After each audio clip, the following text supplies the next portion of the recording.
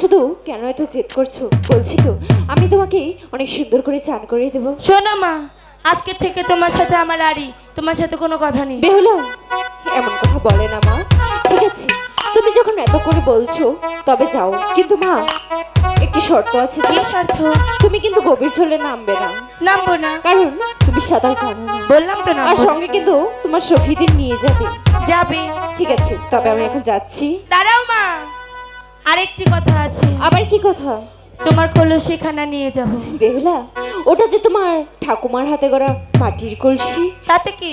আমি যে তোমাকে কিছুতেই ওটি দিতে পারবো না। না দিলে চুরি করো।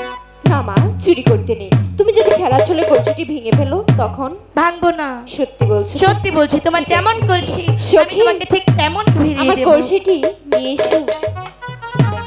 বেহুলা, আমি তোমাকে যেসব কথা বললাম তোমার মনে আছে তো? আমার মনে আছে। ঠিক আছে, এই নাও তোমার কলসি। কিন্তু মা দেখো, কলসিটি যেন না ভাঙে। কলসিটি যদি ভাঙে তাহলে কিন্তু আমি অনেক কষ্ট পাবো মা। ভাঙবো না। তোমার যেমনি কলসি আমি তোমাকে ঠিক তেমনি ভাবে ফিরে দেব। সখী, মার কাছ থেকে বিদায় নেওয়া মানে ছোটখাটো একটা ঝগড়ার সমান। পদ্মা থেকে ঝড় উঠে এসেছে, ওটা আমার মা। সখী, এবার চল আমরা সানবান্দার ঘাটে যাই। জলে ঘাটে বাসি বাজে লোকমু